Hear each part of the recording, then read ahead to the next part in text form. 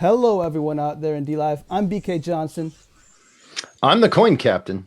And I'm Gil P. And we are Trilogy. Oh, nailed it. Welcome to the Trilogy Show, ladies and gentlemen. For the next 2 hours, we're going to talk about new and fresh topics, have a little conversation with each other, and just share about what's on our hearts and our minds about those things.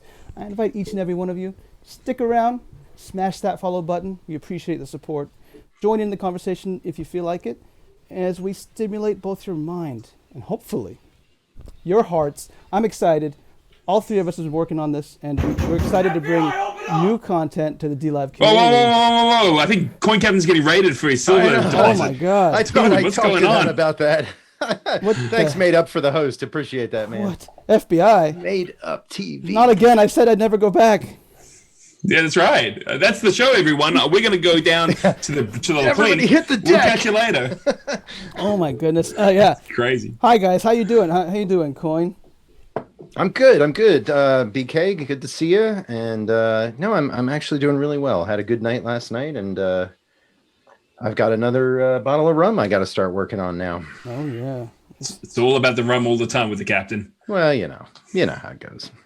Well, I hope you get lubed up by the time we get started. Get that going. How much? Are you ready? Are you ready? Me? No, never, never ready. Start drinking. Keep drinking. Gil, how you doing, man?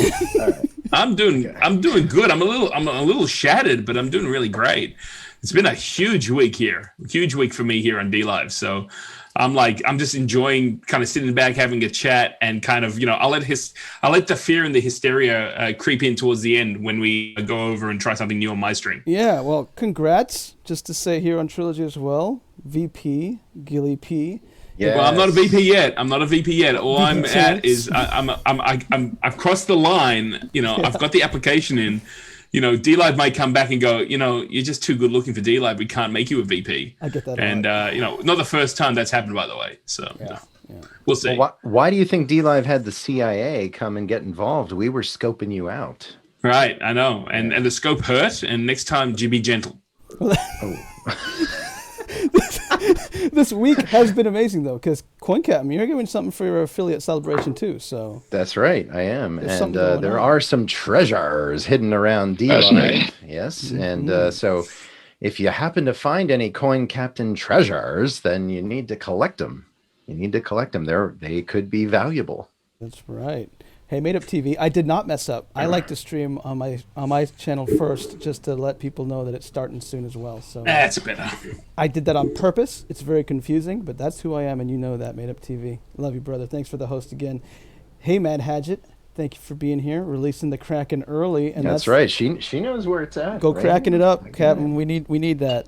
So the way this show works, guys, is that each week we get together and each one of us is going to bring a topic to the conversation that we want to share or think about, talk about, learn about, and try to discuss. We'll talk about each topic for about 30 minutes each, give or take, and then we rotate the top spot. So don't worry if you don't like the good old Japan Fuji mountain on the top. We are going to rotate and take turns being the king of the hill. Today, it's me first. And if you're not first, you're last. So I apologize to all the losers down there. But what? That's what. But do you like the top, BK? I noticed there's a red dot on your forehead. I'm being targeted. They're trying to take me down, but I get at least half an hour. It's either that or you're an Indian. Have you become a Hindu? Wait, what? Oh, yes. I mean, no. What? No, yeah. No, which Indian are you talking about? I thought I was confused. But whoever's at the top spot. Well, what else is new? Exactly. Is basically trying to lead the conversation, kind of, if you will. But we will take turns at this spot, so they will dethrone me over time. But we'll do it in threes because we're a trilogy, right? That's what we're gonna do. So absolutely. So now, this was sexy time. I'm in the wrong show. All my questions are all sexual health questions. 3 male sex. I've got the rash. BK, can you take a look at my rash now and tell me what it is? Here, I got to show you guys something. I told you that was going to be off camera, and now, God, what's the reverse of HIPAA? He's breaching the reverse of HIPAA, whatever, they're supposed to be about, he's opening up his own health, but I told him I don't want to hear about it on camera. It's supposed to be afterwards. BK, it's cool. I don't have to show it to you. I've got a photo. Can I pull the photo up now? Is it off of Well, too Wikipedia soon. or is it off Too of soon. No. Trust me, it'll get It will? the string pulled. Oh Well, yeah. you're part of Trilogy. If you want to tempt fate, you know. Oh, the Nah, text it's- is really dark. I apologize. Yeah, that's I forgot. We switched Ooh. backgrounds today. This is a little bit of a, you know, it's Japan. It's turning into night right now, so we had a little bit darker. But I gotta remember to switch that. So this is good. I'm learning here. Captain, can you change the text on that? If you go to the chat and change the text to white while I bring up the topic, can you do that? I don't know how to do that. What do okay. you want me to do? You need to do it in Tidy Labs. Okay.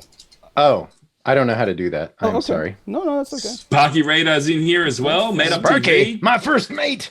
Ahoy! Cheers, Sparky. Good to see you. So stall for time while I change it. Then hang on one second. Stall for time. All right, everybody. Sure. I'm gonna drink some rum now because that's all I know how to do.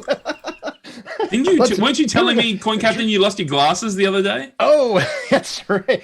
I was there the other day, and I had some problems with my glasses, and now I can't see. God damn it! That's Didn't a you little lose your sorrow- shoes as well? A little. I fell down the stairs, and my shoes fell off, and I'm gonna sue everybody. Little jerky boys for you there, Gil. And let's release the Kraken, everybody. Oh, thank you for the ice cream, Mad Hatch. What happened? Mad Hatchet with an ice cream. Thank Boy, you. we should stall for time more often. That worked great. I know. All right. Well, let's do that all over again. My Can we just do that over? Well, that's actually a fun improv game when you have to replay a scene over and over and over again. hey, look, it worked. Now we got I got it. Title Labs 2 has updated, and we're back. But Is it? my topic Okay. is stall for time. No, I'm just kidding. So let's get it started, guys. We each bring a topic. I'm up top. Here's the first topic of the day. It's about free will. So since I started streaming here, also I've actually had a couple times as well talk about What? if we actually have free will or not. Thank you, Made Up TV. And so, like, do we have it? Why or why not? Is basically the first question I want to bring up. So I'll start off with some of my thoughts on it to get you guys, thinking of where I'm going. That's a lemon gelato. Should I just go straight into the? If you want, yeah. See, when I was a little girl, I liked ice cream, but now I like something better, much better. Much better. He's not a big. Are you still a little girl? Oh, I think you are. Well, well played, BK. Well played, BK. I know your lemon gelato better than you. I was like, when I was a little girl, I liked ice cream. And I'm like, oh. But well, now I'm a- scallywags, we have a special treat for you today. Now I'm a big girl. I told you, BK, I wanted to show it to you, and you said don't. You're do right. That's you're another right. show. Okay.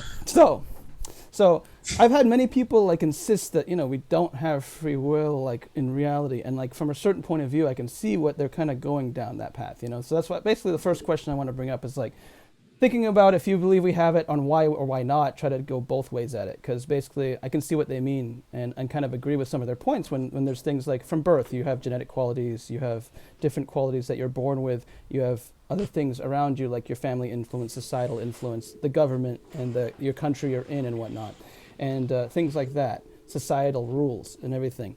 But I think what I'd say is I actually do believe we have free will, and the reason why is because I think looking outside of those specific details of things we're born into or placed into without the choice, I think that it's more the free will comes from within, like the attitude and the thoughts and the feelings and the way you take things and stuff like that. There's the true free will, and that can actually shape your path and get you either in or out of those certain things that kind of seem like a trap. That's what I'd say first, but I was curious of what these two lovely gentlemen here were thinking. So, Coin Captain, would you like to go first about what you think about free will in general? Do we have it? Why or why not? From both points of view. Sure. I thought Free Willy was a really great movie. I enjoyed it. I love whales, and yeah, it's just that was a good show for sure. Yeah. I cannot deny that Free Willy it does exist, and it's true. Dang it, this is over. No. All right. So if you want to get into the depths of my psyche, I do think this has been something I've actually tried to work through in my brain, and it starts to smoke and fizzle and stuff, and I have to stop. But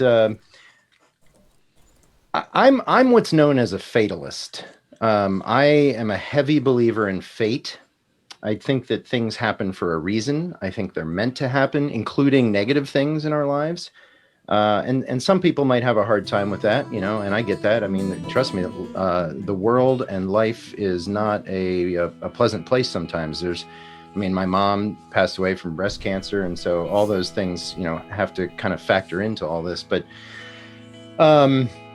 you know, I feel like maybe humans are a little too finite, a little bit too small to really understand the bigger things of the universe, the bigger things that of the deeper meanings behind everything. So I've had some trouble with this one, but I do believe in free will, and I also simultaneously believe in fate, which kind of, in some ways, is the opposite of free will, if you will, right? It's hard to make those work in tandem, and so I honestly have tried to mesh those two together in my brain, and I've never really been able to come up with a good congruent explanation for that, you know, I guess.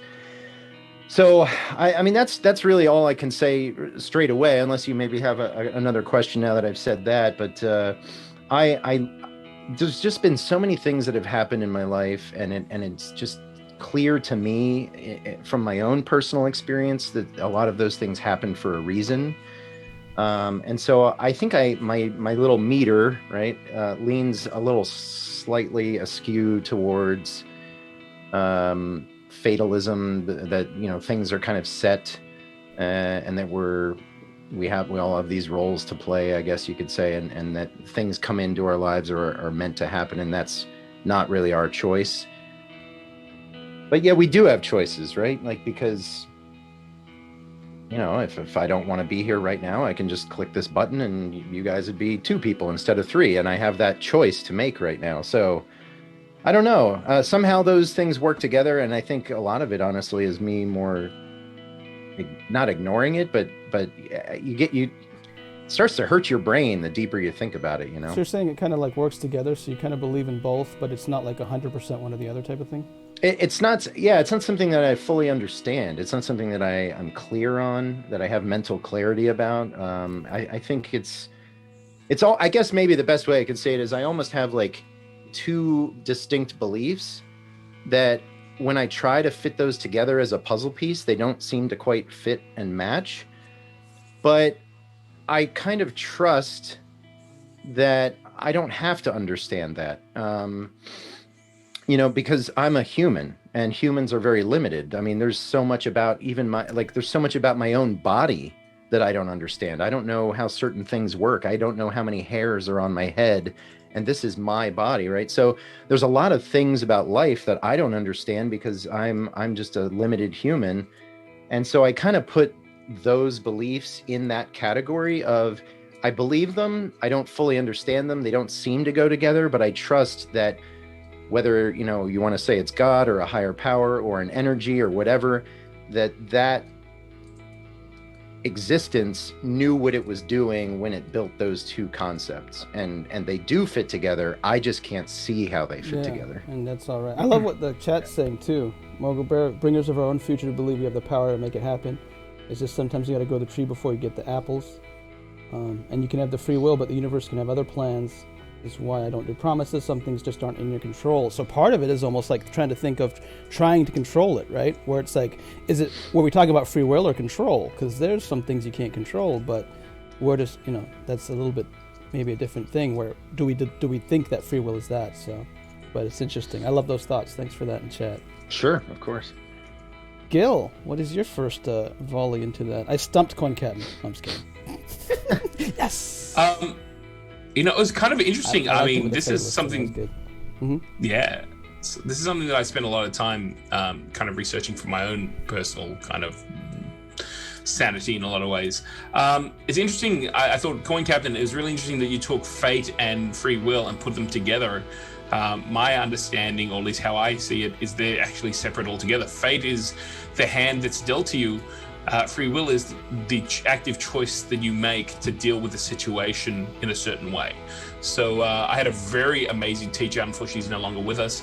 And the very first time I met him, he came up to me and he slapped me in the face, gently enough to catch my attention. He looked me straight in the eye and he said, "Are you a man or a child?" And of course, I kind of puffed up and I was like, I'm a man, baby. You know, it's like, you know, how dare you ask that question? He goes, actually, you're both. And I said, oh, that's interesting. And then he looked at me, he said, are you an Australian or are you a German?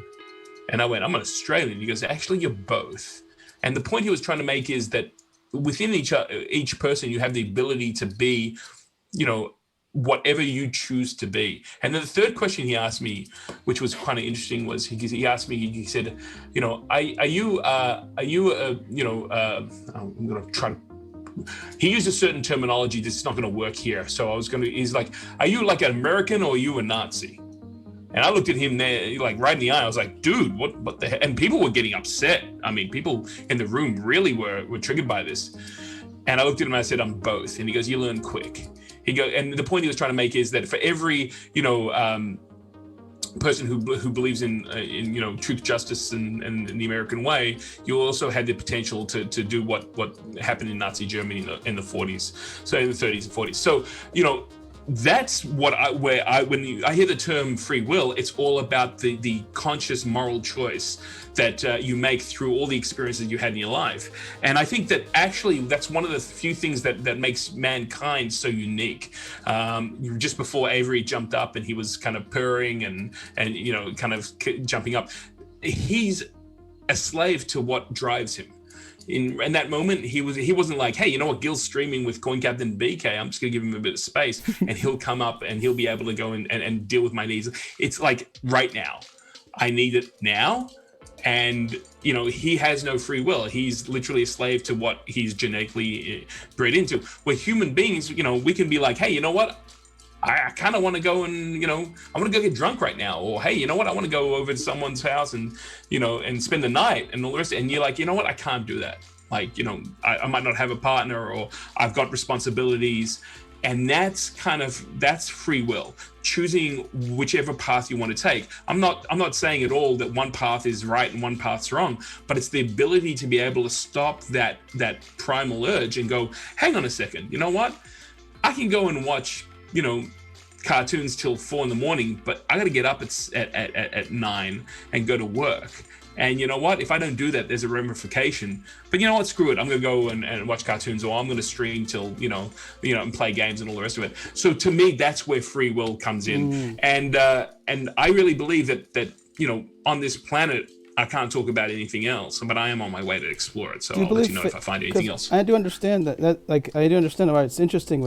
I'm really glad Coin Captain brought up fatalism and fate, because it's like, do you think that in even such as that those things, because that it might not be in that one moment, like you said, I want to do that. That's my free will to just say, I'm just going to do that instead. But in that moment, accumulated over time, that might be what created fate, right? So does fate still have a connection there? That actually, well, you know, like, I'm not sure. I'm curious, because let me just jump in real fast, because I guess you're over there to me, or there. Sorry. I don't know which way. I can't. On my screen, it's different than it is for the viewers. Anyway, Gil, so you were saying it was interesting that I had put them together, and you said you kind of see them as separate things. So my counter to that, or my question would be, let's say, you know, often people will say, oh, it was fate that we met, right? We were supposed to meet. Or, you know, this event and so could you free will out of that, right? Like if fate means for you to meet somebody, and do you have the free will to not meet that person if fate means for that to happen?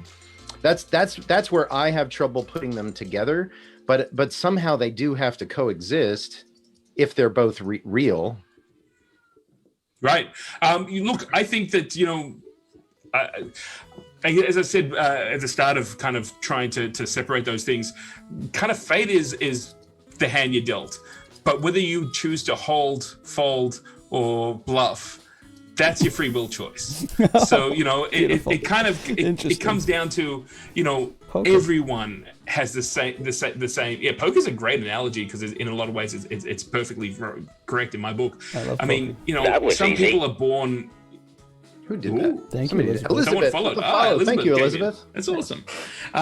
You know, you have the ability to be able to go and say, hey, you know what? I'm, you know, sorry, Elizabeth just threw me a little bit. What I was trying to say is, depending on where you're born, depending on the culture you've been brought into, you open up a whole lot of opportunities. We see it right now. There's generations that had never lived without, social media, apps on their phone, that if they need food or cars, transport or anything like that, it's a button away. And as far as they're concerned, it's magic. Like there's no real interest in understanding the way the system works and all the rest of it, and that leads to this kind of entitlement. Now, if you want to behave as if you want to take that entitlement and kind of push it to the max and behave in a way that some people would find is quite in a negative, that's your free will choice, right? I mean, like that's a choice you make.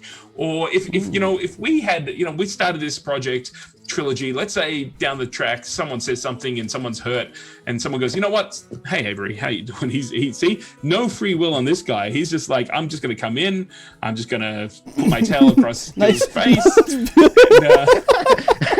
Wow, Gil, I've never seen you with so much hair. Absolutely. They've got the hair club for men, I've got the cat hair club for men. It would have been even better as a mustache right across your upper lip there. Don't give him ideas. Curl it up on the edge. Don't give him ideas. He'll do that tomorrow morning. But your ability to conduct yourself, your ability to make choices, the things that people hold dear, and most of the time when people get upset, it's usually because of the way people have behaved towards you, or the way you have behaved. That to me all comes down to not just self-control, but free will. I choose to present myself and behave in a certain way, and you know what? That, I think, in a lot of ways is the root of a lot of miscommunication, a lot of problems, because what people think are so, they're right, they're righteous. I mean, the term righteous, I think, is used in a way that, is so misconstrued and misappropriate now. But yeah, that's my definition, at least, of free will. It also, if you look at it from a religious or a spiritual point of view, it's the thing that's different. I was actually talking to Doomwave about this on Saturday. It was kind of really interesting, but he was talking scriptures and stuff, and I had to jump in. If you look at the Bible and you look at the spiritual world, angels don't have free will. They're extensions of the this celestial being, and that's supposedly the reason why we were created, because we had the ability to make a free will choice, and ultimately that's kind of what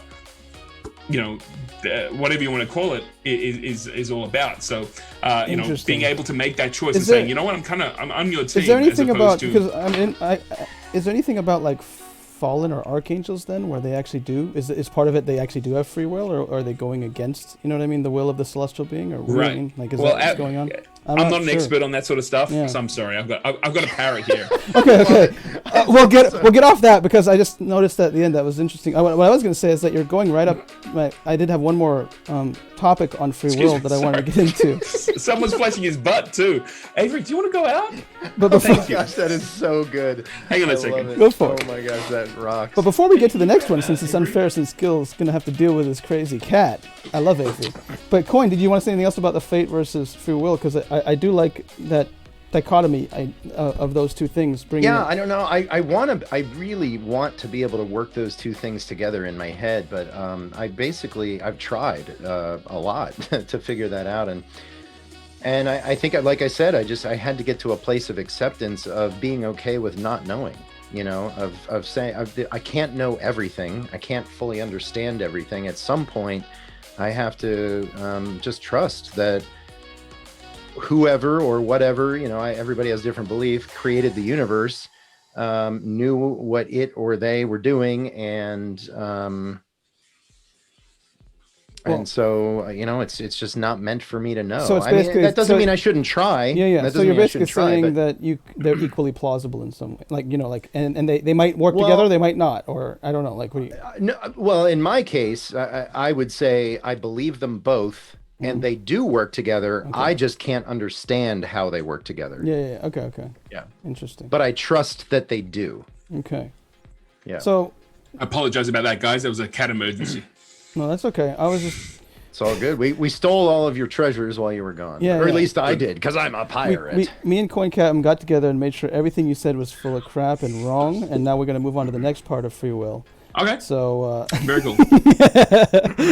very good. You can check it on the replay. We save our replays. So I will.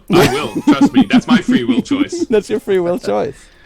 So my second question that I want to talk about a bit about free will is I like to look, one of my big kind of mantras from writing the book on pride is that like you can't do good by looking for the evil and trying to kill it. It's almost like the can't do darkness by using darkness. Like you can't create by killing, or you can't stop hate by hating hate. You have to do it with love instead, type of thing. So what I was going to do is like, since again, it sounds like you all kind of believe in its existence, but there's certain things that are unknown or doubts, right? Or certain things that we're doing it that way. But the second question is basically, where would you say the ones that you believe that free will does exist? Look to the good and the positive, and instead of the actual negative of saying, oh, it's not because of this, because of that, because of fate, So that's the second question, is where does free will actually exist, is what I wanted to talk about. So I'll give you some time to think about it, and I'll tell you what, I'll go first again, just giving you my basic thoughts about it. So again, I mentioned in the first question, I do generally believe that free will exists in like the mind or the attitude, or whatever the metaphysical is, right? It's where like, kind of like the idea of life is what you make of it comes from, because you all know that's not true in all aspects of like things. I wanted to easily dunk a basketball growing up, and I was always angry that I was not 6 foot, because I could touch the rim at 5'9", and I was like, if I just had a couple more inches, I want to dunk.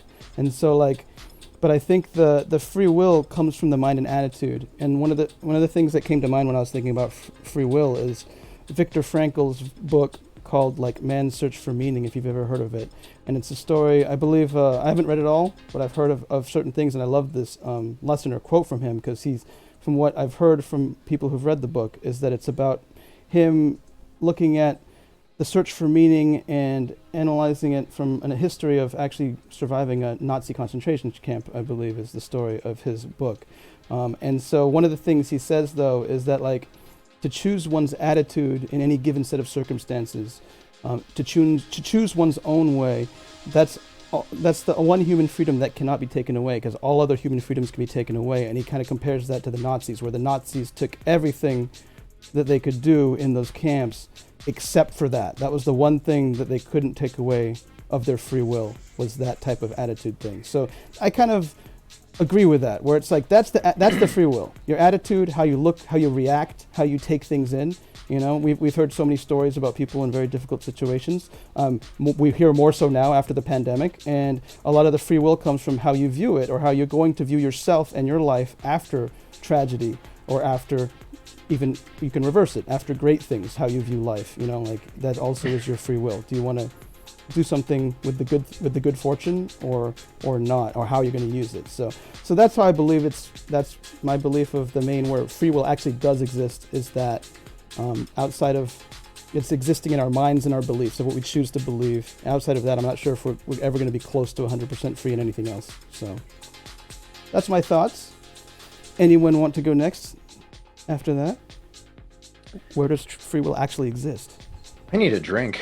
I know. Oh my God. Yeah, it's pretty heavy My brain conversation. is hurting here. I'm in Where's that Japan, cracking? man. Things are deep, and No, it is deep. No, it's actually good stuff. I do enjoy thinking about this, but It's interesting that you bring it up. And when you were talking, I was just thinking, I flashed back to a program that I did run, but I was involved in. I'm going to keep the name because people might just jump to preconceived ideas. But one of their basis was that you could have absolutely anything you wanted, as long as you could convince enough people into kind of going along with you. And the basis of that was that their whole foundation was based on that everything in life was empty and meaningless because it's empty and meaningless, right? And it was like really interesting, like that idea, because it also negates free will.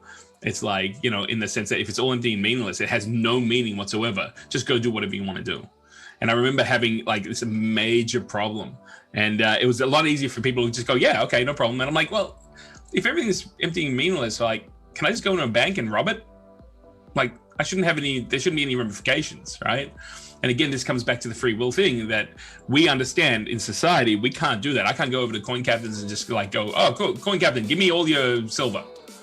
Like, coin captains gonna be like, welcome to. So I'm gonna introduce you to my friends over here, and Smith. They're gonna show you. They're Yeah. going to show you my favorite plank. Yeah, and Coin Ooh, Captain's that's a going to give good me one. some That's free lead nice. to go along You with are the friends. silver. You get the nice plank. Yeah. Yeah, take some free lead to go along with it. But I mean, It's your legs. right. But I mean, ultimately, there are ramifications, and again, that does come into this idea of free will. So, we understand that if you want to live in society, you have to accept that there's going to be some things there that you have to go along with, and if you choose not to, and I mean that right now, there's a whole conversation going on right around the world of people like, you're taking away my free will choice when it comes to vaccines and all this other stuff. If you guys don't want to do that, that's cool. I've got no problem with it. But then again, you also have a choice to walk into the woods and live by your own rules, and that also is a free will choice. So we subscribe to communities and societies all around the world because we survive, and our lives are a lot better together than we are apart. But it always blows me away when people say to me, like, you're not free, and I'm like, it's not. Free will has nothing to do with freedom. Free will is all about, at least in my book, how, there's a situation in front of me. How do I want to deal with it? How do I want to be remembered? At the end of the day, do I want to be on, a Western civilization thing, or do I want to be like, nah, cool, man, I just put a whole lot of people in camps and destroyed them because I thought I was better than them, and that's it. I mean, that's, it's amazing. I know you were talking about the book, BK, but there's a lot of, I remember reading an account of a German soldier who obviously at the time was in, it was Nazi Germany, and there was one who said that, when he heard people screaming and, as they were heading him off to the showers and they realized what was going on, he didn't have after the first day he didn't have a problem. And another soldier wrote how, after a couple of weeks and realizing what was going on, he could never just bring himself to do it, to the point where he almost got shot to, violating the orders to go and work there. And then eventually someone that knew him and knew his family intervened and had him placed somewhere else. And I mean, like, that's free will. That's what, free will is in there, right there, going, hey, you know what? Something's right or something's not right. What do I do? Do I shut my mouth and go along with it? Or do I go and do it? It's not just conscious. It's actually about the action that you take and what stand you want to take. Now, I'm sure there's a lot of people in January who believe that we're doing the right thing. And that's absolutely not in question as far as I'm concerned. But in the end, they, whether you took action or not is, that's, you freely choose it. And that's why right now the ramifications are going on that are. So would you isolate that to like a belief like a morality? Like Dude, a morality? sorry, can I ask you something? Yeah. Sorry, BK, is there music on the background for you? Yeah. Yeah, okay, that's it's cool. gotten a lot louder in the past. Yeah, I can't actually work it out. Your what mic saying, is BK. really low for us compared to the music. My mic is? Yes. Oh. For me.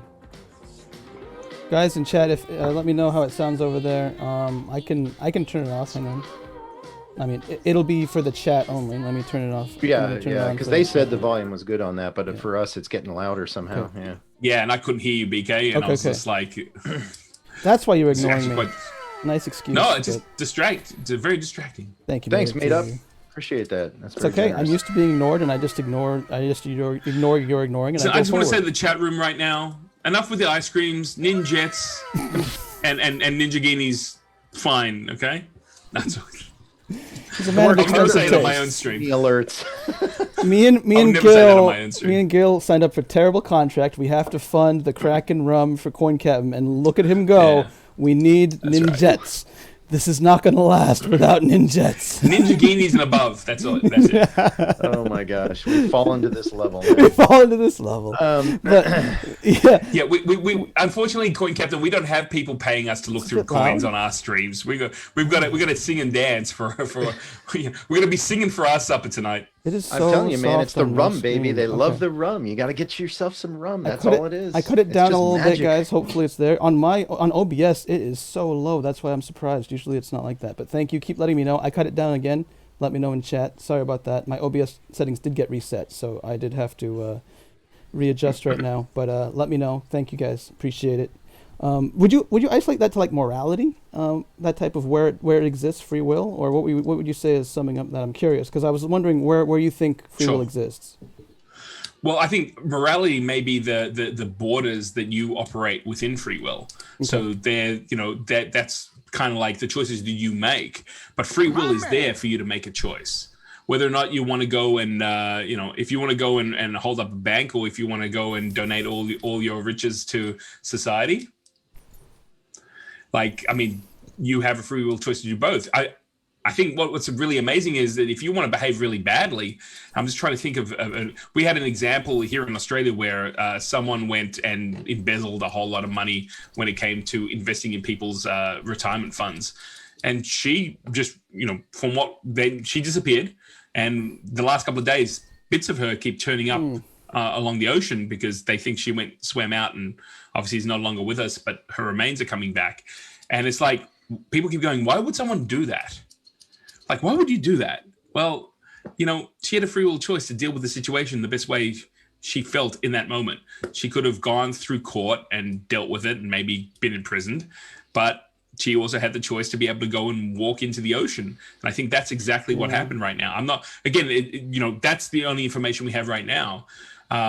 Well, I mean, I agree, because I did like your examples, because I did mention my book. The beginning of my book is like me explaining where I was struggling with this question, which is why it's probably my topic today, is that it was a big part of my life where I didn't really care anymore. And I was like, if I just wanted to get a kid, because disclosure, it's infertility is the issue in my life. If I just want to get a kid, I'd go find a, because actually, she's okay with me saying it, like, I'm fine. It's all a physical thing in my wife's body, and so like if I wanted a kid, I'd just go get another girl. Like I don't really, if that was the point, if there was nothing to do with that, but my free will is like, I'm supposed to be with this girl. I made a promise. There's no way I'm gonna just say, well, my only goal is to have a family and kids. I might as well just get any girl who's fertile and go with that. So again, those type of examples is where the free will comes into play, is what you're trying. Right. That kind of reminded me of what you were saying there in those examples. Given that example, and I'm blown away. You and I have spoken off stream many times, BK, and I'm always blown away by how similar our stories are. Because I was in a committed 12-year relationship with someone who actively chose not to have children, and therefore took away my choice. Right. But here's the irony: we ended. And within 2 years, she had a child. So it wasn't like what she was stating was the issue, which was she was terrified. She didn't feel like she could be a good mother and all the rest of it. Actually wasn't in play at all. It actually showed me afterwards that our relationship was not where I thought it was. And again, I totally hear what you're saying in the sense that, you make a commitment. Well, I said to him many times, it was like, I see children in our lives just because they can't, that's not just one option. There's a lot of children out there that need homes, that need a good environment. But ultimately, it took years later for me to realize, there was something, there was just something wrong with our relationship. And she was using that as a deflection to actually deal with it, which was a bit of a shame. Now, when it's one of the hardest things I ever had to do was walk down the street, run into her, and then see her, 7-year-old child, because what I was looking was the potential of having, of my son being there. But my reaction was crazy. And this is where you talk about free will, right? This is why I share this with you. I was actually with some people, who knew both of us together. So they were really uncomfortable. And as we turned the corner, I burst into laughter and absolute joy. And they were like, what is wrong with you? And I go, you know what? I'm really happy for her. I always thought that she would be an amazing mother. And you know what? There was a part, as far as I was concerned, there's a part of me was like, I wanted to go back and go, you see, I told you, never doubt the Gilski, honestly. I told you you'd be an amazing mother. But why I guess I made a free will choice. How to deal with, wow, there you go. How was I going to deal with it? Well, I could have sat there and bitched up a storm and got upset and angry. And I did feel those emotions a little bit later. Can't help it, right? But first of all, absolutely, it's human to feel like, well, that was one road that I didn't go down and all those sort of things. But for me, as far as I was concerned, I was just happy that she had the opportunity to explore that. And I wasn't the right person. Obviously, I wasn't the right person. She's now married. She's with the right person. That family is Just wasn't together. meant to be, right, Coin Captain? Oh, It's fate. Right. But again, it's in that moment of how you react, right? And I was going to be like, I just didn't want to harbor any ill will. There's enough baggage between the two of us that why even bring anything like that back into it? I actually saw it as, you know what? It's a fantastic thing that that eventually we were able to split. She found the right person. She was able to have the family that every person should is entitled to. It's a big part of who we are. And it's like, instead of me going, well, screw that. She should have, we should have done, and she was horrible to me and took away my choice and all that sort of stuff. Well, now I've got a cat that sits on my shoulder instead. It is so weird how it matches though, because my first love, very similar. I saw her with kids. I saw her with kids, and I can relate. But Coin, did you have anything else before I get off my mountain? Where do you think free will exists? Let's go. Where do you think it exists? Well, okay. So I did have one direction I was going to go, but I will answer that. Go ahead. I don't think anything exists unless it exists in reality, right? Like I'm not the type of person that believes there's multiple realities, and like if you believe this, then that's a reality for you, and if I believe this, there's a reality for me. I'm the type of person, I think there's one objective reality in existence, and we may all perceive it differently, we may all understand it differently, we may all believe it differently, but in the end, when it all comes down to it, there's really only one truth. And so, my thing is that either free will exists or it doesn't. But again, I would go back to, I feel like I'm too finite of a being to be able to understand that fully, So I kind of have to go to trust. And that brings me to belief. And that was kind of what I was thinking about as you guys were talking, was, I wonder what role belief has in this, because we have the happy saying, oh, if you believe, you can do anything, that kind of thing. I like that sentiment. I feel like I'm a positive person in general, and I like to be an encourager, and I like to build people up as much as I can. And I think that saying is good from that perspective, but I do being a fatalist, like if I'm meant to be a bank robber, right? That's my fate in life. Can I believe and will myself into being the president of the United States instead? I don't know. I think that's, and that's where I kind of lean towards versus long term, because like technically, I think you could, but given enough a long period of time, it's a time thing there, I think. And again, that's where that dichotomy is for me between fate and, I mean, if fate, I believe in fate. I think things happen for a reason. I think they're meant to happen from a power bigger than myself. They've been designed to come into my life, or to, there's this greater power that has all these little puzzle pieces that they're putting together a picture with. And it's that tapestry. And on the front, if you look at it on the front, it's a beautiful thing, but we're kind of looking at the backside and like, oh my gosh, we don't like that. That happened and we don't like that. But if you, because that's really what, like, if you look at a tapestry on a wall, you look at that and you think, oh my gosh, that is beautiful. It's a work of art. But if you turn it around and look at all the stitching and everything, it's like, oh my gosh, it's hideous. It doesn't look good, right? Is it? That's my question. Well, I'm saying that's how a lot of people would perceive it. They wouldn't say, oh, that's right. But my point is, somehow those negative things, all that, what we perceive as negative or bad, works together to make a beautiful picture. And I'm too small to understand that. So you're saying the free will, could you also say that the free will is a choice of rejecting it or accepting it that way, accepting the fate? You see what I'm saying? Like where you reject, like when you say, you just said that it was some like thing presenting you these things that you can't understand. So with the free will to say, nah, that's not for me. Yeah, I know you threw that in my lap, but nah. Or to accept it and say that's cool. That's a beautiful tapestry, whether front or back, type of thing. You know, I don't know that's what I was feeling when you said that. I would default back to what I said at first, which is I don't think there's multiple truths, right? So either it exists or it doesn't. So what I believe about it shouldn't really affect that.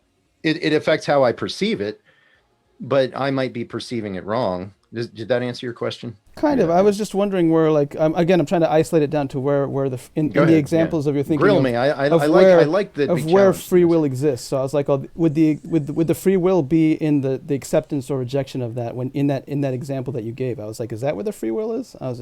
That's what I was trying to get at. It's like trying to say, where does that free will exist then in that particular situation? Yeah, that's all.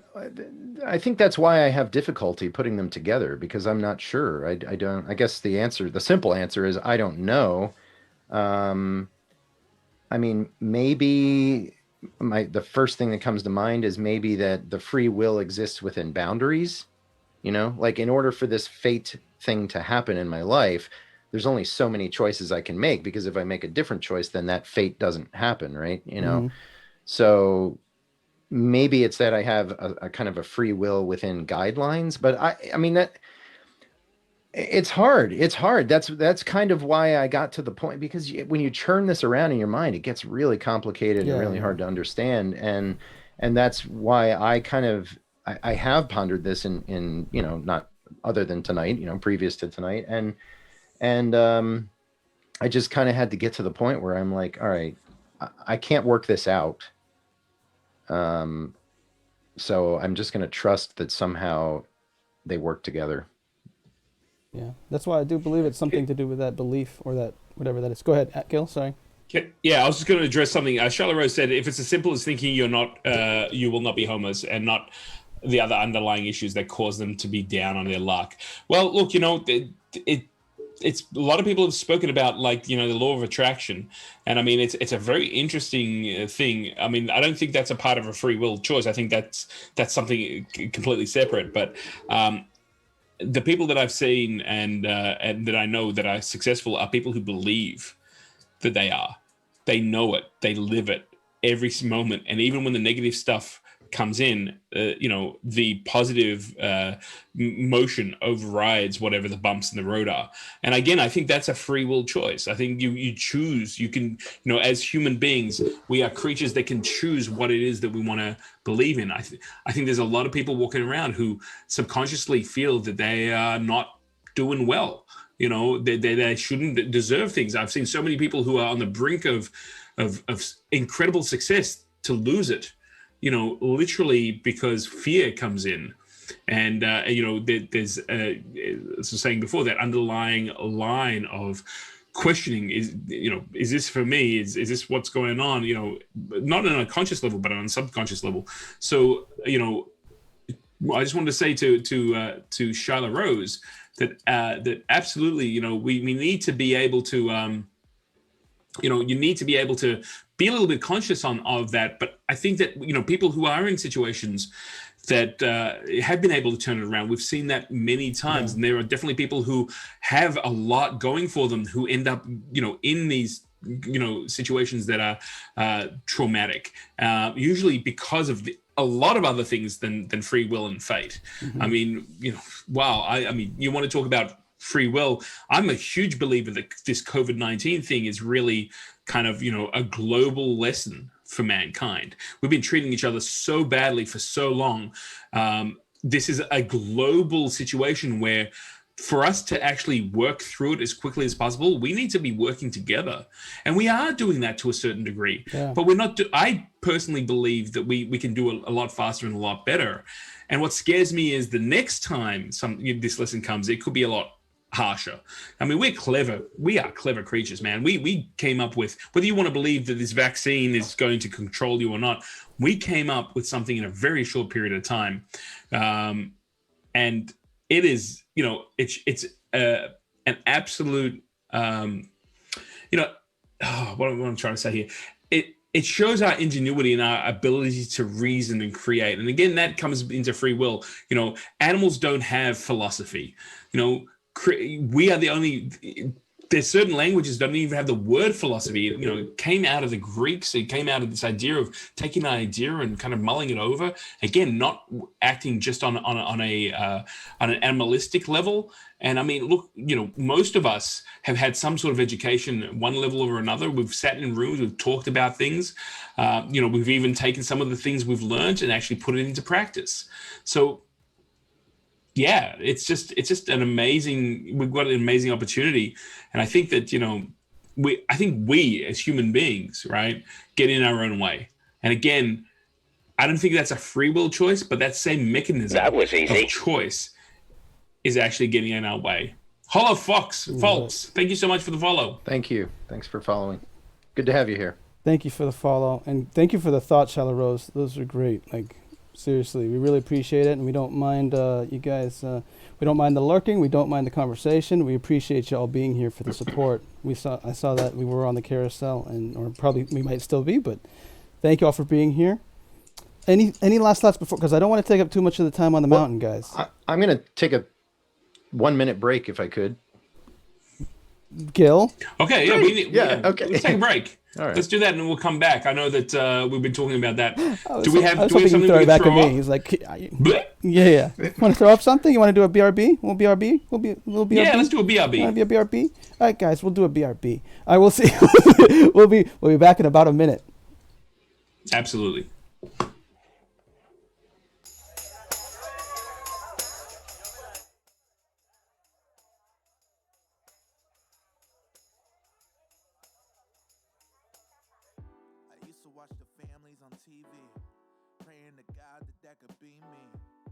Does their life look so easy and every problem ends so cheesy?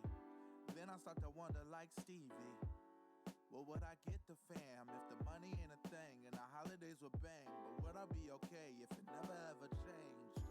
We don't let the special moments go and just slip through the clock, cause we know the presents ain't the things hiding in the box.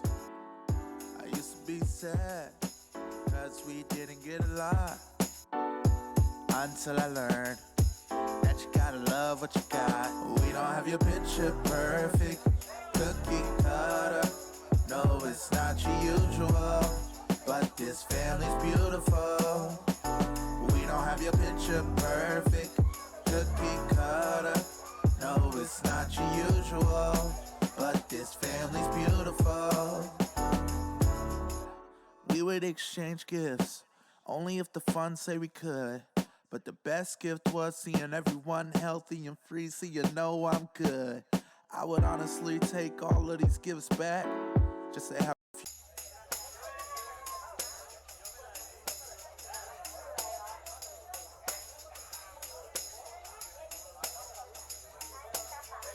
I used to watch the families on TV, praying to God that could be me.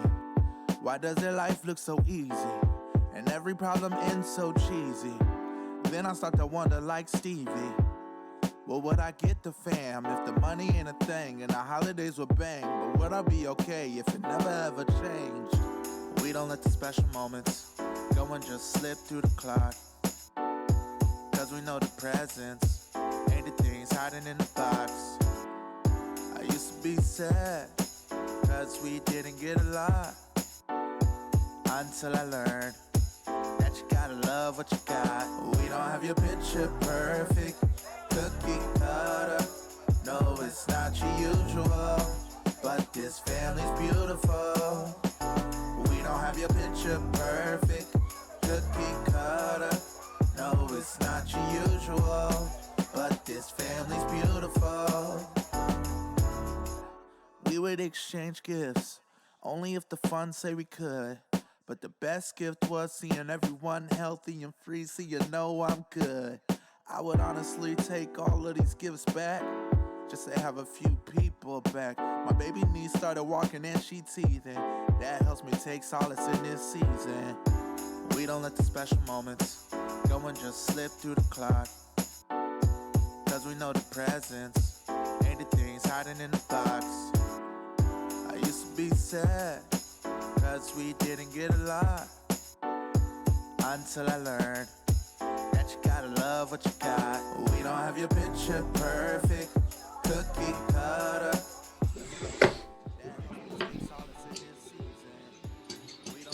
We are back. We are back. All right. Are we back? Hang on Can a second. anyone? We're back. Someone drop a ninja. Hang on. That Gil. Why is music still? Oh, okay. We are back. I had the stream. We are back. We are back. I had the stream I'm waiting open. for the ninja. Otherwise, I'm not going to move forward. Sorry. So it's all Sorry. good. Boy, I was hearing the music still. I thought we weren't back, but it was because I was anyway. Who did that? Lindsay and John Paranormal. Lindsay Welcome. Paranormal. Thank you That's so on me, much. guys. Amazing Lindsay comes in, throws down that follow. Look at that, man. I mean, first of all, I got a report that we're on the carousel, which is awesome. And we are front page in the carousel. That's so nice Awesome. of Wow. Dlive to Thank you, come in Dlive. and support us that way. And, welcome back to the next, next quarter of the show here on Dlive. So, I guess Trilogy, we've got three types. My name's Gilly P or Gil P. Welcome back. I guess I'm on the top. I don't like being on top personally. That's a lifestyle you're choice. a bottom, are you? No. The middle of a sandwich? Why did you go there? The Why middle? did You want to go be the there? middle? Oh boy. Oh, he likes to be in the sandwich. No, I just. There's three of us here, guys. And that's the stream for tonight, guys. Bye, everybody. No, you're all good. But more in the case of the position of power. Run. That's right. You see, Charlotte understands. That's all about the position of power. I actually enjoy kind of hearing where you guys go. But I wanted to bring a question to everyone. It's not as heavy as BK Johnson's. I'm kind of glad we did that first because that took a little bit of energy out of my brain. Not sure where it went. Maybe Avery stole it when he was flicking me with his tail, but it was definitely kind of a cool topic. So I'm kind of like, for those of you who know me, who come into my stream, you'll know that I spent 10 years in Los Angeles. And one of the things that you get as a kind of a perk as being someone who lives locally is that when you go and you have visitors, you eventually will end up taking them to Disneyland. And for the same price as a normal 3-day pass or 2-day pass or 1-day pass, you can actually get what they call it's kind of like a resident pass, which means that you can come back to the park anytime you want.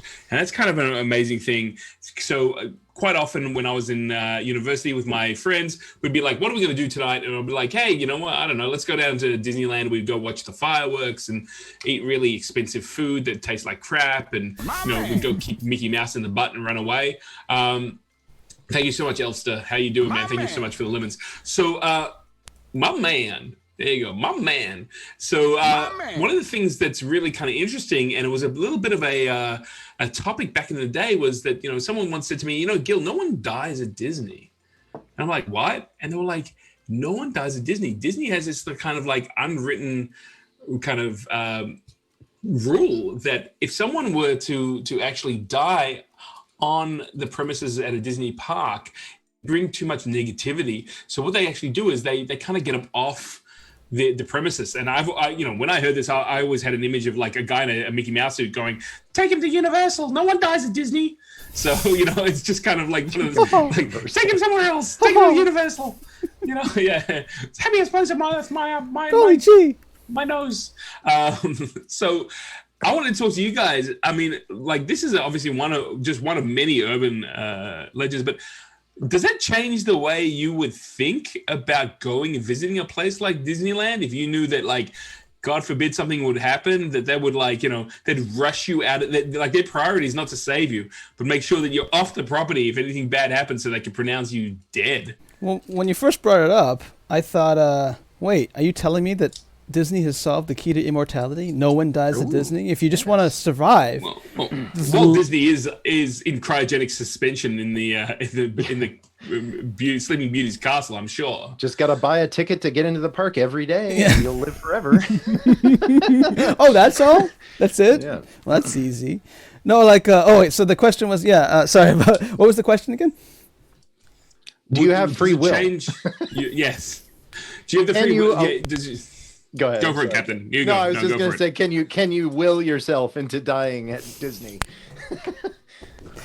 And BK, you're our first. You're the first attempt, so we'll get back to you real soon. Let us know when you got. No, what I'm asking is, does it actually change the way you view something like Disneyland, like a place that's, that is very, it's supposed to be the happiest place on earth, but not if you happen to have a heart attack, and not if you happen to get hit in the face with a cleat, like one of the visitors did in the early '80s, or also someone.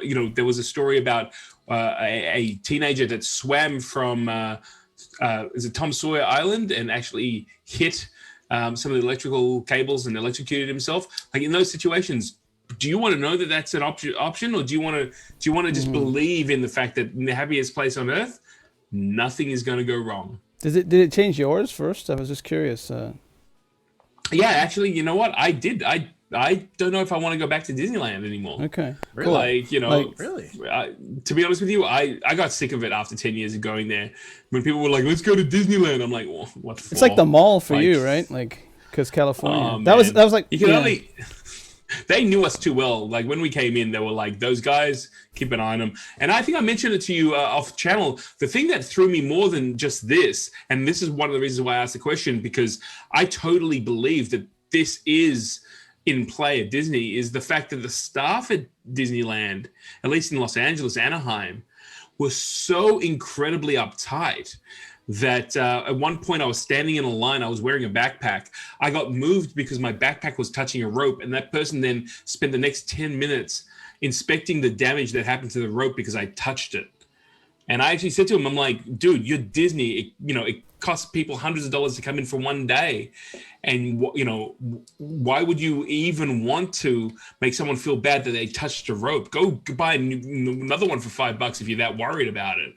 Like, it was just such a bad thing. And it's like, the Disney drones, as far as I called them, after that experience, I was just like, I don't really want to be here. It's not happy at all. It's more, and then learning about this policy called, no one dies at Disney, which I believe is actually like a folder, with the protocols. People are trained to get people to these secret passages all over Disneyland so they can get them out of the public eye. They can, they rush them to a place off their property in Anaheim, and that's where a paramedic team will meet you. Yeah.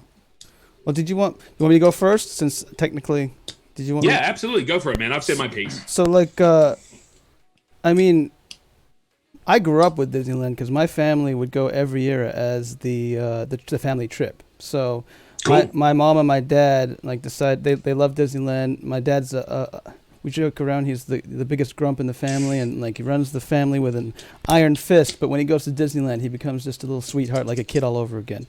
So we basically would go every year. I was forced as a child to go every year. I really was, but with the family, enjoying our time there, that's where we grew up, our family vacations. So as far as how it changes, I mean, not really, because Disney has Fantasyland in it. It's a fantasy. They literally say, "Hey, Fantasyland's here." It's like, oh yeah, well that's a fantasy that no one dies in Disneyland too. Obviously, so it kind of again, where it depends on if you want to be right or not in the way I take it now. Where it's like, in general, I think it's wrong. Obviously, people have passed away. I told you I'm aware of certain rides where it was documented that they passed away from falling from the sky ride and whatnot. Yeah, and it's absolutely. Oh, sorry, they died there because you're not, when they hit impact, they passed away.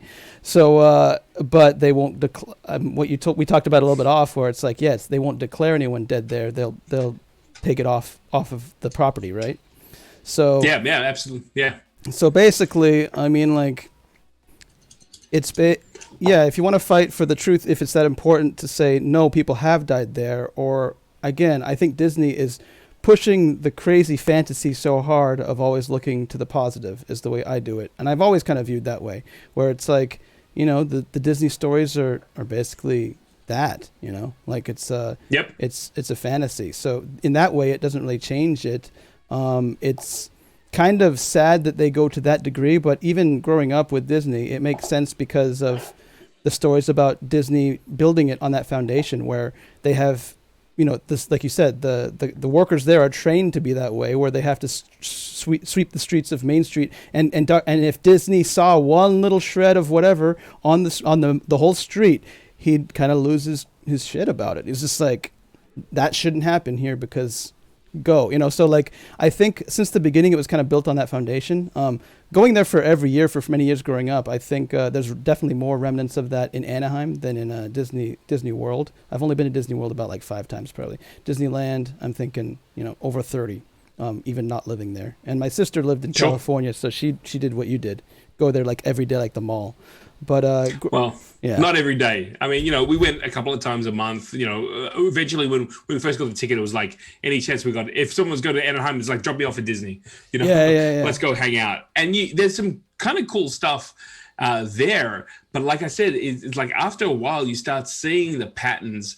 And what is really my concern is, if someone were to, let's say, have a heart attack or something like that, is the staff going to be doing CPR or getting them out of the park as quickly as possible? Like, what's the and that's what's the focus? I agree with you there, because that's where I think they go too far, where it's like, I think they went too far, where it's like, no, that, like, the truth is Disneyland's trying to create a fantasy atmosphere and be the happiest place on earth. But when you start crossing the line of medical things, it's like, well, you know, like that kind of takes precedent over that. But as far as what Disneyland is actually built on, I don't think it changed anything from my point of view, because I mean, that's what that's what I grew up in, of like, that's what it's for. It's that Fantasyland place where you have fun and then you go back to the real world when you leave it. And so it's like, okay, but medical is where I think it crosses the line. I would say that. That's where I kind of think, like, you know, at least at Universal, I know Dr. Kildare will just like cut into my heart and just massage it manually. So we're pretty good there. And they've also got, you know, they got Squad 51 from Emergency. They'll come straight out and get you. So I'm kind of like, if I'm going to go have fun that's going to be dangerous, I want to do it at Universal rather than Disney. Just my point. Just kind of like something I want to throw in there. Coin Captain, love to hear what you think. Yeah, sure. Well, I actually spent a lot of my childhood in Florida, and I went to Disney World. I've never been to Disneyland, but I have been to Disney World dozens of times. And, you know, I think it's a great place. And I don't...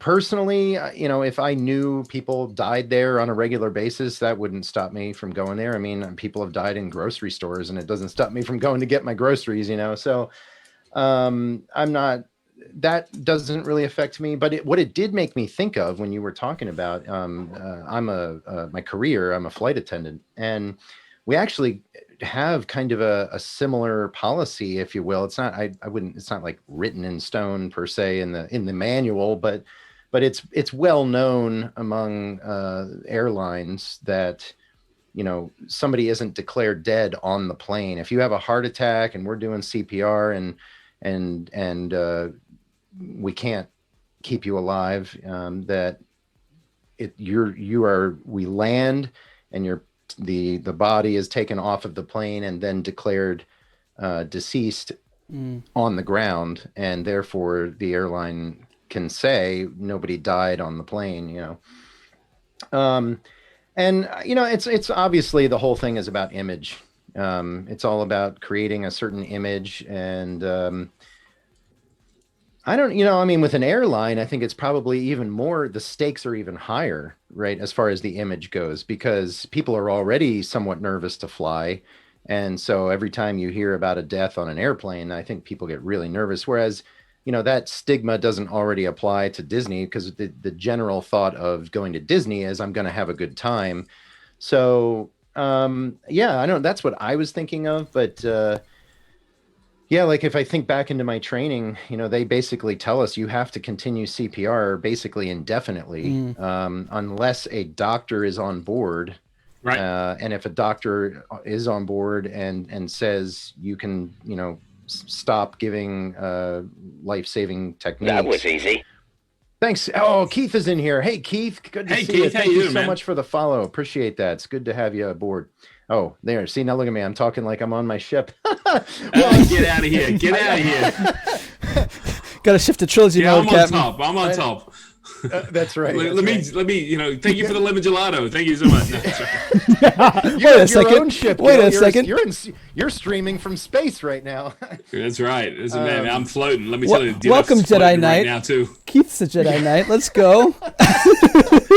Welcome aboard what I was the gonna ship, me hearties. Yo.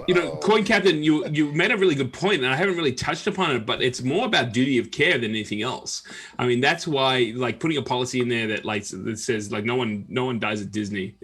It's kind of like, where's the duty of care? Where's it begin? Where's it stop? What you're talking about, when you're on a plane, is all about that. It's like you don't stop until there's a doctor that knows there's no chance. You keep going and all the rest of it. So I think Disney is definitely a brand. It is a fancy place. I agree with you 100% on that, BK. It's just a kind of a really interesting point that's for some whatever reason it seems that there's a blurred line in Disneyland, and the rest of the world kind of understands it, which is you've got a duty of care to make sure that everyone's okay. And again, I just see, like, I have images of like Pluto and Minnie, like, just carrying some guy to a secret door where they met with a whole bunch of people, and it's like, it's okay, it's all good, kids. He's just lying down. He had too much rum. He was boofing. You're right. It makes perfect sense, because in those moments you need to treat more than think of the company. 100%. Why would you say we can't have this shown? But if a doctor was there, he might say, you need to treat him right now. Don't even move him. Who cares, right? Yeah. And and a company like Disney, I mean, I don't know this for a fact. I'm just speculating here.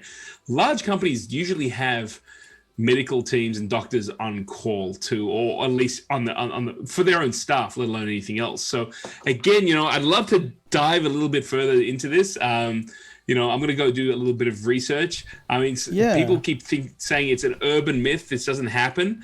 I'm sure that as far as Disney, if we were to talk to them, their PR, they'd be like, of course, we let paramedics on and all the rest of it. But if you go searching on YouTube, I just remember seeing a punch up between two families at Disney, and the security guards were on them like flies on poop. I'm telling you, they got rid of that straight away, which is fantastic. But wow, yeah, there you go. See? It's an amazing kind of situation of where the focus is on, and But I'd be curious, wouldn't they have Disneyland, a policy somewhere? I'm sure they'd be protected by it, but I think it should be like, of course. they'd have like a policy of like you treat them first and then you do that. Like if they pass away, treatment come first. If they pass away, get them off the premises, then declare them dead, right? Like, and that's what they're going to hide behind, right?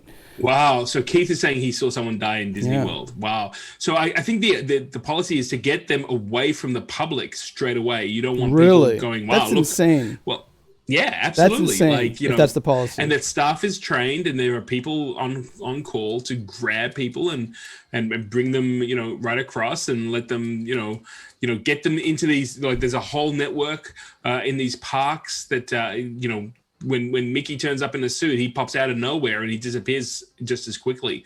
So, it's kind of a very, very interesting situation when you think of it in that way. That was easy. Yeah. Miss Thunder, thanks for the follow. Appreciate that. Good to see you. Thank you. Yeah, I mean, that's one aspect on the airplane. We don't have that option to get people out of you. I mean, there's only so much space, and everything is pretty much in the public view. So it's definitely an extra challenge for us. We're definitely going to explore that. I've got questions for you, Captain. I want to know, like, what's the best way to get to my destination quickest on a plane, and how to do that without being escorted off by the FBI when we land. But that's we'll do that on another show. You got it. Whatever, man. I mean, I'll reveal all the secrets. Keep coming back to the Trilogy Show. Very cool. Well, you know what? Unless anyone's got any comments in the chat room about this. It's not as heavy a topic as BK's, but I think we've kind of explored it. Unless either of you want to add something else into it. I just don't feel comfortable. I personally don't feel comfortable going to Disneyland right now, knowing that if there's a medical issue, I think actually, you know what? I'm going to make a commitment. I'm going to make a free will choice. The next time I go to Disney, I'm going to take a first aid kit just in case anyone in my party or anyone around me needs first aid, and I'm not going to stop. If they're going to try and take someone into one of those secret passages, I'm going to be like, no, we'll deal with it here. And it's, you know what? If this person makes it, it will be the happiest place on earth. My man. So Gil, you didn't get the memo that next week's Trilogy Show is going to be live streamed from Disney? From Disney Live, yeah. Yeah, Because I'm sorry. it was for me. It was my. I just told you my background. Yeah. Maybe. Hey, Suki's in here. Thanks for the Hey, lemon, Suki's Suki. here. Hey, Suki, how you doing? Ruining my birthday. Cap is also an undercover air marshal as well as being a CIA plant here on Dlive. It's wonderful, man. You're getting a great reputation. No, Gil. Yes, I'm all kinds of things. Man, I have so many hats I wear. Gil, I think cool. you. I mean, like, it's not like I still doesn't change, but I really want to look in to see like what their policies are and what they actually do, because that is, like, it's concerning with that, because it's like, no, I would say that the lawyers would just say the policy is first aid, and then you can always, if you want to claim that no one's ever died, yeah, we're going to move them off the premises after we do our best to save them. And they put that in the policy and whatnot. But if that's not even on the policy, that's awful. And again, and it's one thing is putting on the policy, the other thing is actually doing it. So if there's witnesses of so many times where they actually just say, no, Sure. first things first, move, then that would change it a little bit, because I would be angry at that. But Look, I don't know if there'd be a policy of being able to do that sort of stuff, because I mean, it's basically in most countries have a you must assist law, right? I mean, it's like a doctor. There was times in the early 90s where doctors said, if something goes wrong, I'm going to be sued. I don't want to. It's called the Good Samaritan law, right? So you are covered to. Well, the Seinfeld wrote the whole episode, the final episode, based on the Good Samaritan law, because people were like, if you're a doctor and you treat someone with every, good intention and something goes wrong, well, we had a situation where people were suing them because, they weren't in an optimum, they didn't have all the tools and they weren't in an optimum situation to be able to do something. So, we I wonder if that does have an influence on some of these things. This is where, corporations, not kind of, we got to remember that everyone's a person ultimately. And, Sure. The good for, I know I don't have to say this to you guys, but yeah, sometimes I think it gets a little bit lost in translation. well, again, those doctors and the first aids took an oath. I think it's very difficult. In general, I do believe that it's very difficult for them to, even if it is terribly done and written, when again, everybody's a person, you'll find some good eggs and bad eggs in pretty much any group, large enough group. Yeah. And basically, I play the role of bad egg. And no, any group, even Man, I can three, smell you here, even three. Whew. But yeah, it's I believe that it would be difficult for them to actually override their oath and training even in those situations where I think they're betting a lot on that. But again, it's not going to be perfect, so there's going to be some times where it's like awful. So yeah, it does change a little bit, but that's all I think. That's all I have to say about that. There are a lot of doctors out there who, well, you know what? That's another topic for another episode of Trilogy. Wait till next episode when you just gave my When topic we're of free live streaming at Disney. when we're live streaming at Disney. Wait for this. I piggybacked off last episode off you. This time I think I might do it again, Gil. We went from free will. Yeah. So. Yeah. Cool, man. Sparky just said that in Disneyland tunnels and behind the scenes is the fastest way to an ambulance, just saying, especially crowded all the time. Yeah, that's a great defense. I mean, like, it really is. I can totally understand that. And, there's probably a lot of truth to that. So again, it's an interesting, it's a very interesting, these legends, these urban legends come out and you kind of try to separate what's true and what's not. But like I said, whether or not it's true or not, it definitely made me think twice spending time at a place like that, again, coupled with the actual experience that I shared with you guys here today. All right, I'm out. Let's flip it over to the captain. Oh, Captain, are you that's ready? Pressure. I get dizzy every time we do this, guys. It must be the rum. It's the crack. I think the crack's kicking in. The crack. It's the crack and Crack the rum. and- The crack and The crack and rum. Yeah. All right, let's get Coin Captain to where he deserves to be, on top. Arg, me heart is. Let's command this ship now. You're there. All right, Is that man. what we're Thank calling you. it now? Is that what the cool kids are calling it? Commanding the ship? Commanding the ship. Back in my day, it was just getting jiggy with it. Well, getting Gilly P with it. Ooh. There Why you am go. I always on the bottom? Because you said you like being there. I just didn't want to take the lead. That's all. Oh, man, forget it. I'm leaving it. Gil, as an outside viewer, you do great on the top. You do great on the bottom. You're okay in the middle, but you're great. You're a great top and bottom. I got to tell you that. Congratulations. Thank you so much. Thank you so much. You're too hard on yourself. Don't worry about it. Well, Just don't be hard on me. Technically, you're above all of us, Gil, because you're in space. I mean, we're down here. All right. Well, yeah, we're down here. Sorry. So what I've been where down where down under. Okay. Well, let's move on. Gil us. The Gil from down under. Crocodile Dun Gil. That's one of my favorite stickers, man. The Crocodile Dun Gil. That was Keith. Was it? Keith, Yeah. who's in here. He may still be here too. That's a good one. Great. Well, what I've been reflecting on this week is I'm going to do a terrible job of introducing this topic, but I'll get there eventually if you give me a second. Is lines, right? And especially how that relates to comedy. But I started thinking about it because of live streaming, right? Because obviously there's only certain things you can do. There's guidelines. Dlive has their things, and then there's just general society's expectations. Then there's your expectations of yourself, et cetera, et cetera. So that there's all these. We always have these lines that we build, and we say, oh, you can't cross that line. You can't do that. And I started thinking about that just for my own channel. Like, what's the appropriate line here? Can I say this? Can I do this? Can I show this?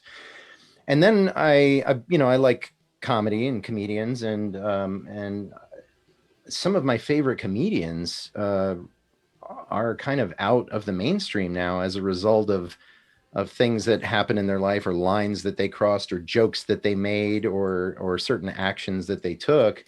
And I just want to reflect on that a little bit, see if you guys have anything insightful to add to it, and I'll dig in just a little deeper here before I give you that chance to do so.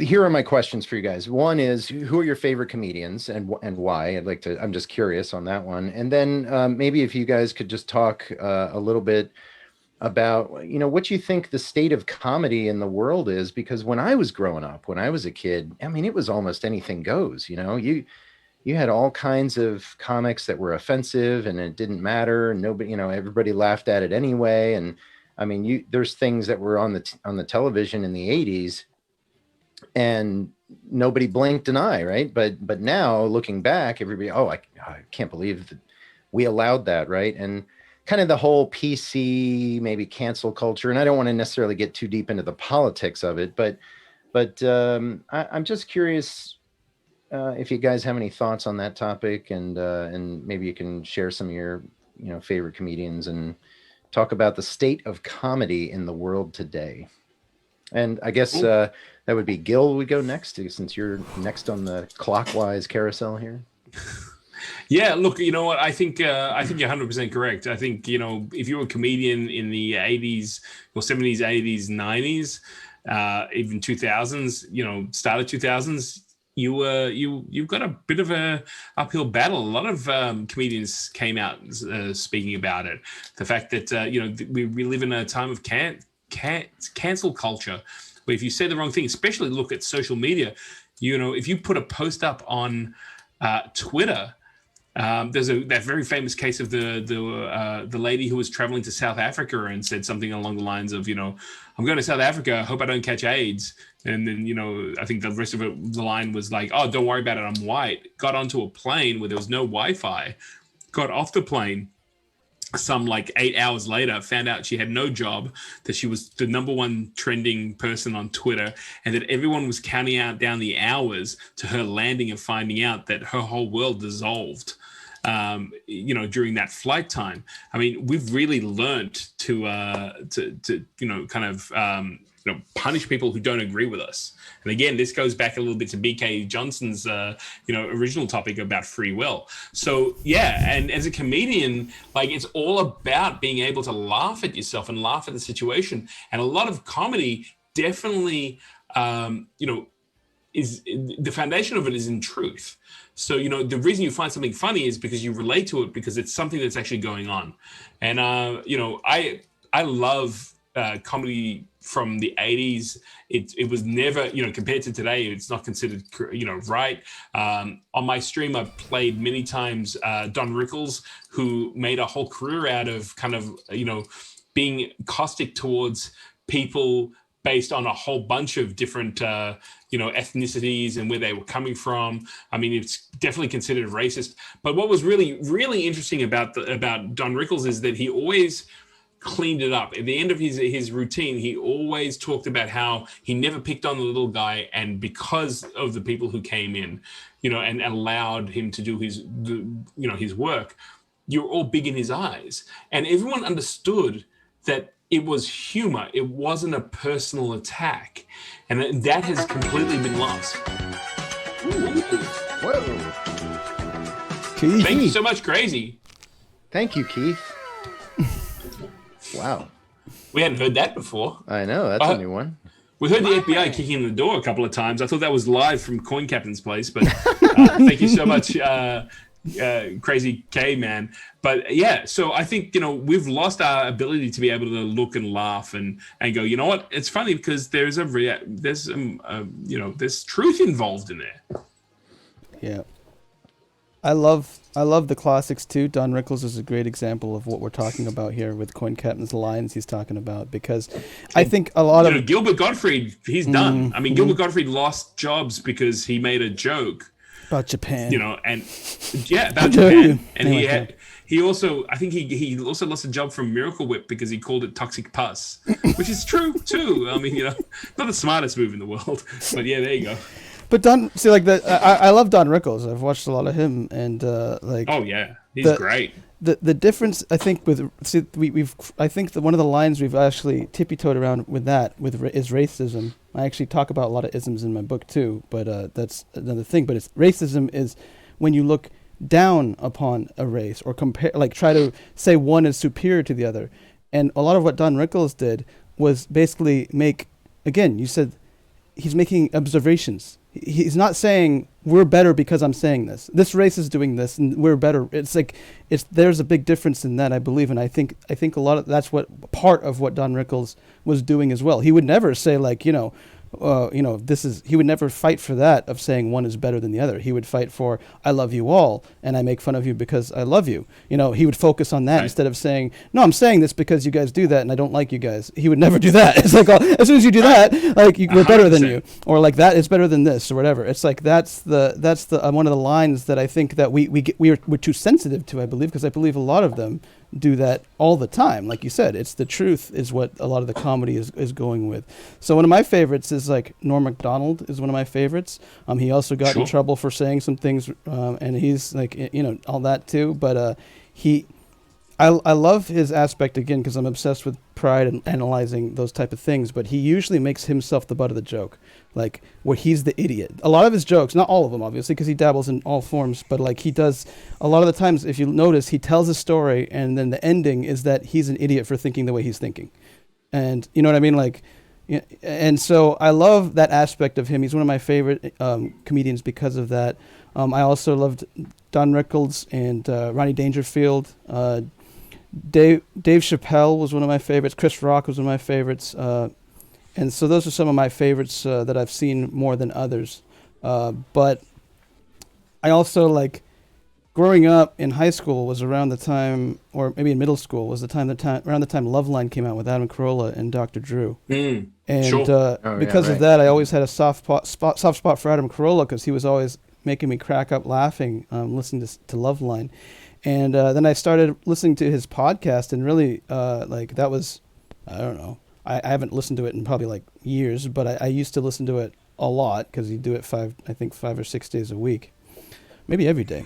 But he even was involved in what we're talking about exactly now, where I think I was looking it up as you were talking about it, Coin Captain. It was 2015. He made a documentary with Gilbert Gottfried called "Can We Take a Joke?"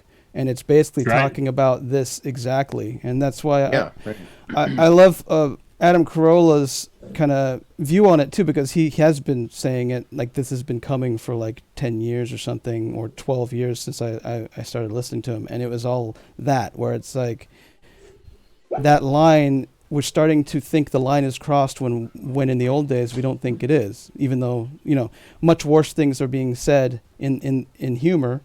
And that was okay then, but it's not okay now, where I think there's the line that CoinCount was talking about. And I do believe a lot of it has to do with, of course, for me, has to do with our misunderstanding of pride. But that's just my own personal theory, because it's like the comparison of one thing's better than the other. Right. I was going to actually challenge you to speak on that a little bit, because it does seem like that, if somebody is saying a joke and you personally are offended by it, and then because there's always this option that you have, right? You're viewing, and I mean, this happens on Dlive, right? You come on to Dlive as a viewer, or you turn on your television to watch a comedian, and if you don't like the content, if you are offended by, you have a choice to turn it off. That's my perspective on it. Mm-hmm. But I think now there's almost this movement, I guess, for lack of a better word, within the culture, the grand scheme of culture, that's not good enough. It's not good enough to just say move on.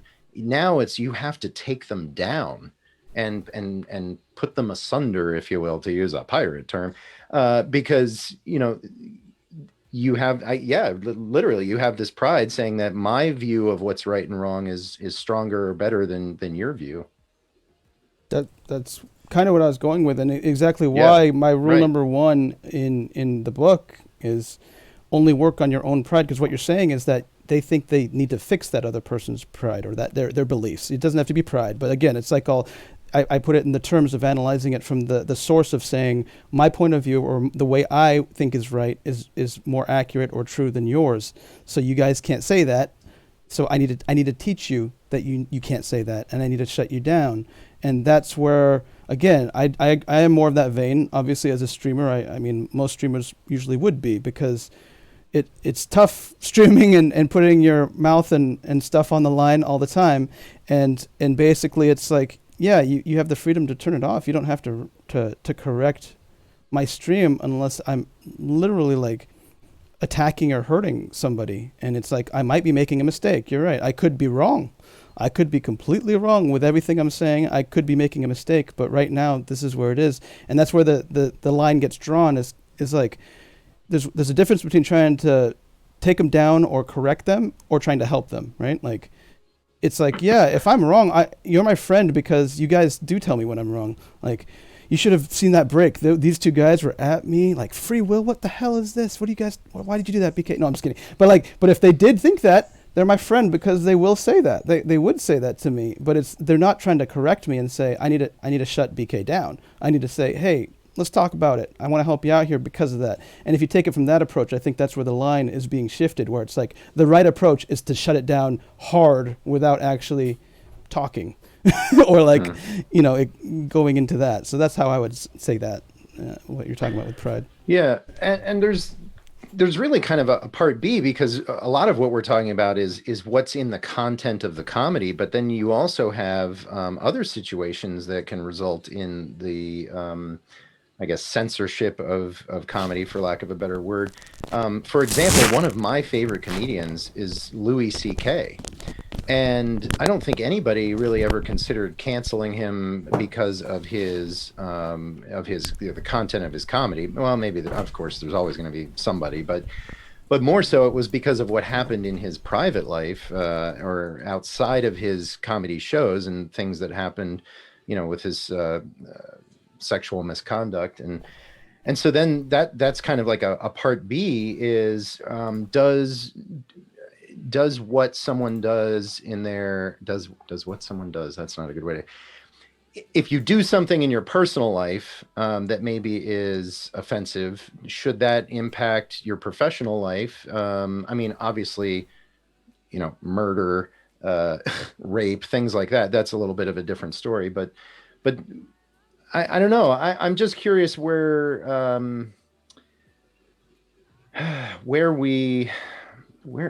I'm not really. I feel like there was a kind of a turning point in. Go ahead. It looks like Gil has something to say. No, I was going to say it's kind of interesting that you should say that about Louis C.K. because he actually referred to fiddling around with himself quite often. In fact, one of his shows, he goes on an interview in a news show, and in fact, when all this story broke out, like there were lots of people pinching that footage because it was like Louis C.K. masturbator, you know. I mean, it was like, so again, it comes back to the idea. See, you were laughing at it, but there's a certain amount of truth to comedy. And just like great writers write what they know, and comedians also make jokes about what they know.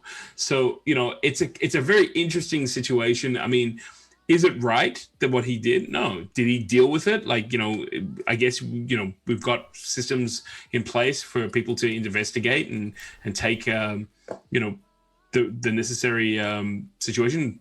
I'm not an expert in this story, but I just think it's so funny because I remember when it came out, I was like, did someone go and make a mock-up? And they were like, no, that was one of his episodes.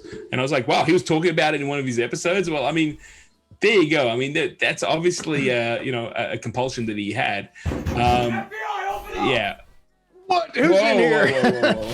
That's Keith. Thank you so much, Keith. Appreciate that. Every time I hear that, I'm freaking out. Man, I'm telling you. Me too. I was like, it's like the captain finally came for me. Flashbacks. I'm grabbing my phaser just in case, you know, where the Klingons coming in. Love that word. Oh my gosh, that's great. But then again, you know, we also live in a world where, you know, if, like I said, you tweet the wrong thing, you know, companies will shut you down. I think there's got to be a line. There's got to be a line to understand that, you know, well, actually, no, there doesn't have to be a line. I think that people have abused the idea that, oh no, it's just a joke, when they've actually are saying something that's not a joke at all. So you've now got a lot of people who have felt what has been, you know, said in a guise of, you know, hey, you know, it's just a joke, or I didn't say anything, or I didn't mean it that way.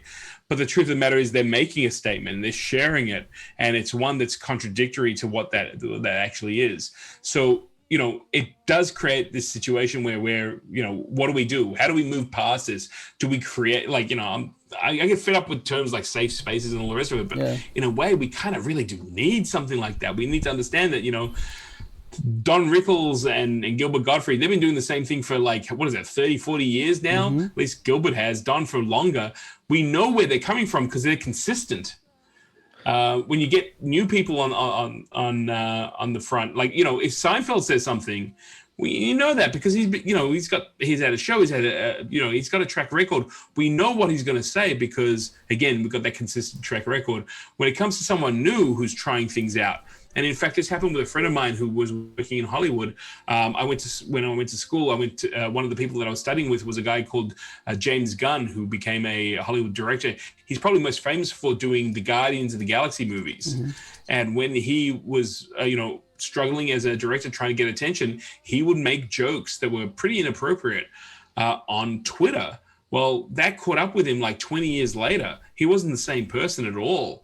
And he got fired from Disney when he was making the Marvel movies because people dug that up and just said, look, this guy's completely inappropriate. So, like, where do we hold that line now?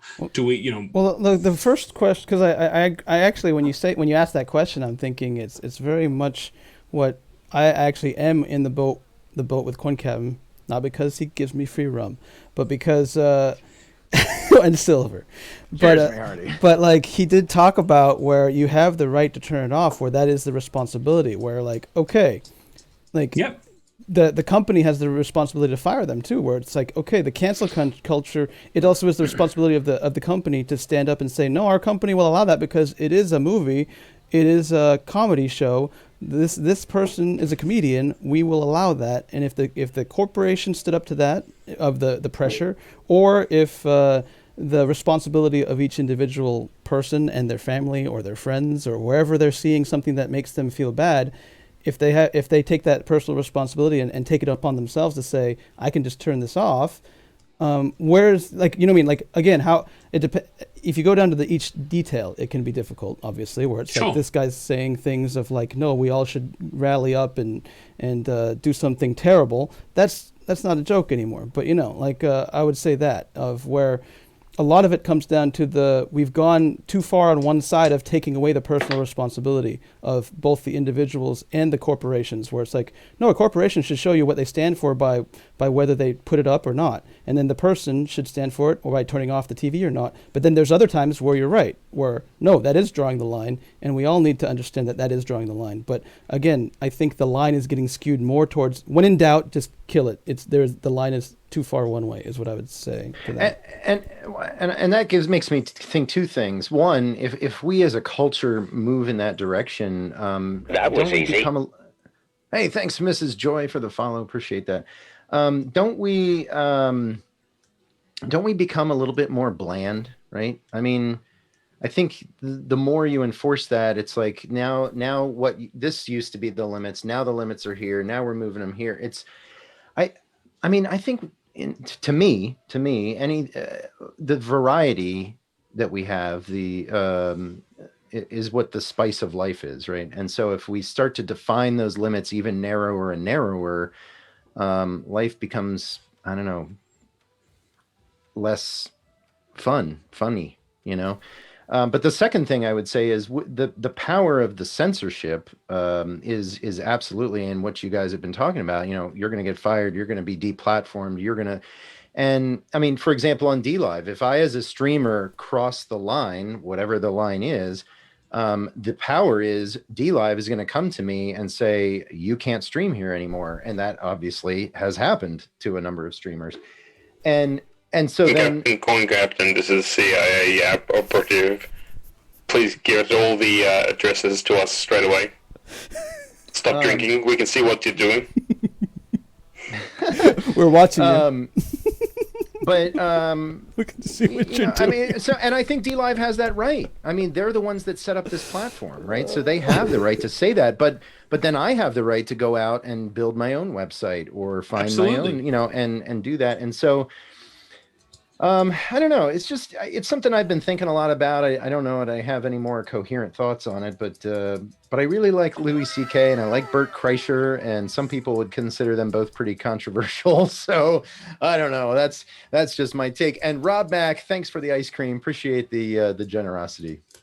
Good example of that is, I was talking to you guys before, but Carlos Mencia, everyone believed that he was Mexican. He was, Latino. It works out he's not at all. Like, he went and appropriated a whole backstory. It works out that he's Honduras. Yeah, shocked me. I did not know that. Know that. Yeah, absolutely. I mean, for other reasons, he's no longer doing comedy, but some of the stuff, like all his stuff, was based on racial stereotypes. The very first time I ever heard him on the radio, he was talking about the fact that he was approached by someone in the parking lot who approached him because he believed he was Mexican. He was like, "Hey, I locked my keys in the car. Can you're Mexican. You know how to open the car." And he walked up and just smashed the window. The guy's like, "Hey, man, what did you do that for?" It's like, "I could have done that." He goes, No, you're ahead, because I got a friend who's a cousin who can fix up your window and clean all that stuff for $5.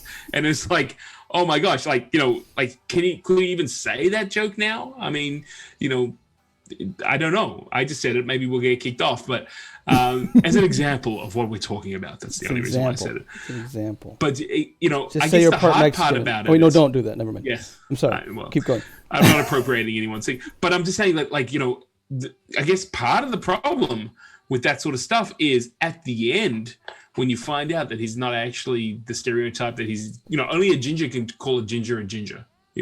It's kind of like, only, you can make fun of yourself, but you can't make fun of other people. Don Rickles. So yeah, absolutely. Absolutely. Well, that's all I had. I don't know. That's it? That's it. That's I'm going to go off. I'm going to go and move now, BK. So unsatisfying.